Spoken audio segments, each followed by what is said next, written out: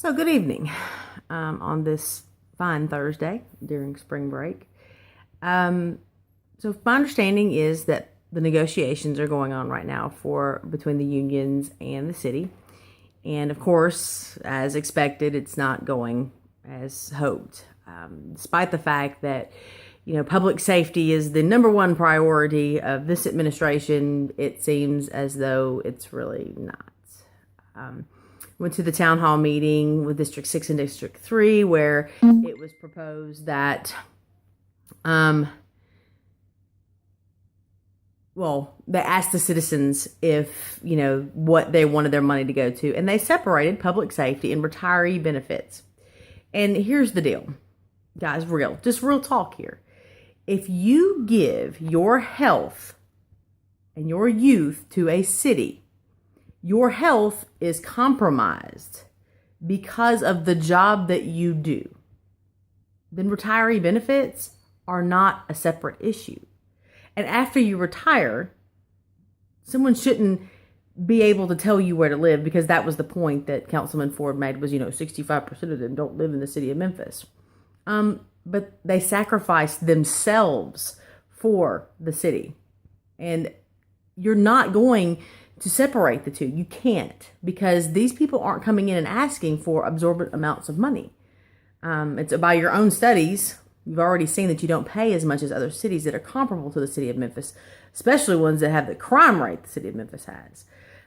So you're talking about people that could ultimately, give their life for their job, or, they could definitely give their health, because we have one fireman named George who, as y'all saw, you saw on the news, he has $7 left over after his paycheck, after he pays for his insurance. He can't go get another job because his body is broke down from, all of the lifting of stretchers and all the going into homes and everything that he had to do physically, that any body would break down. Even the best fit bodies break down over years. We're not made to do that kind of labor all the time.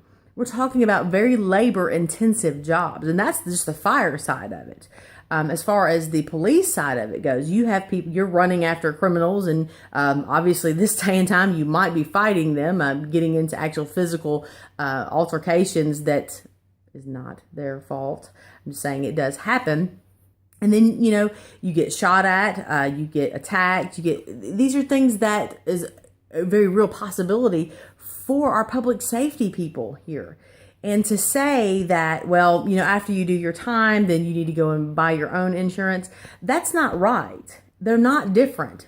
All these people want is that if I'm going to give myself for the city, if I'm going to risk it all, and at the end of this, I'm going to possibly suffer from high blood pressure, PTSD. My knees are going to go out. My back is going to go out. I might get shot, because we have that too. You have all these health ailments that go naturally with the job. Hypertension. All these things. The lifespan of an officer or public safety person is not as high as others.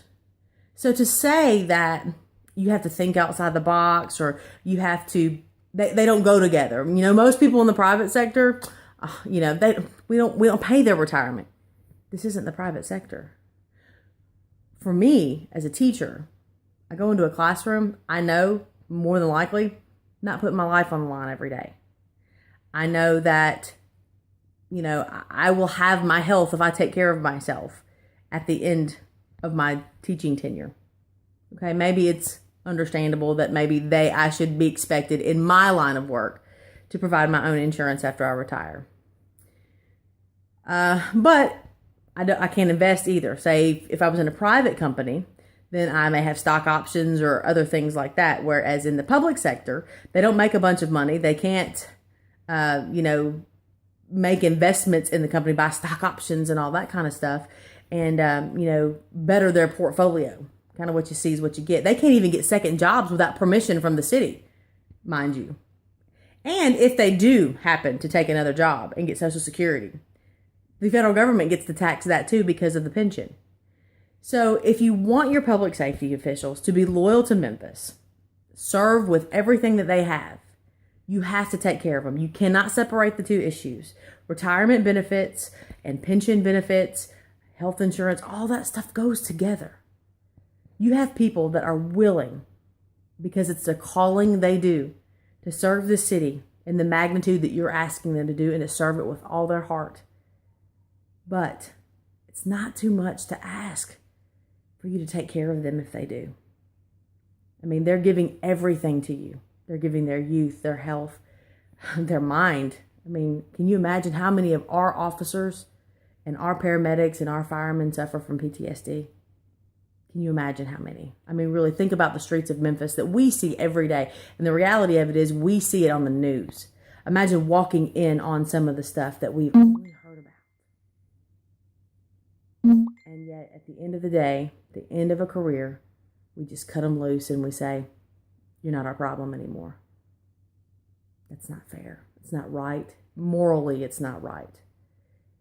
It's just not. So, Mayor Strickland, City Council, specifically Mayor Strickland, since we do know that you're in charge of all of these things, you know, I just would really ask that you step outside yourself for just a second and think about these officers. Do a ride-along, please. I would highly suggest that anybody that serves the city at least have ridden in one of those cars to see what happens. To realistically put yourselves in the shoes of someone that is a real person, who has a real family, just like you. It's not asking too much to take care of them. It's really not. And it's the moral thing to do. It's the right thing to do. Take care of your public safety people.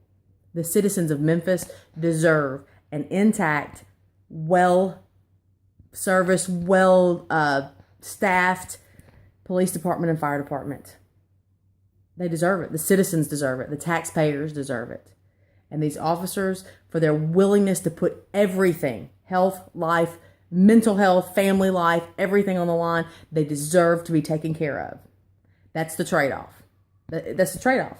They're not asking for more than their share. And yeah, you're making a lifetime commitment, but think about they're making a lifetime commitment too, because they chose to serve this city.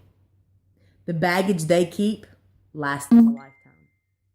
And I ask you to think about that. Not many of us have jobs that when we retire, we keep the baggage. They keep the baggage tucked away with them for the rest of their life. It's the right thing to do. That's all I'm saying. So please, in the upcoming days of these negotiations, think about your public safety. Think about your citizens of Memphis. And remember, healthcare, pension, benefits, they all come together with public safety. Thank you.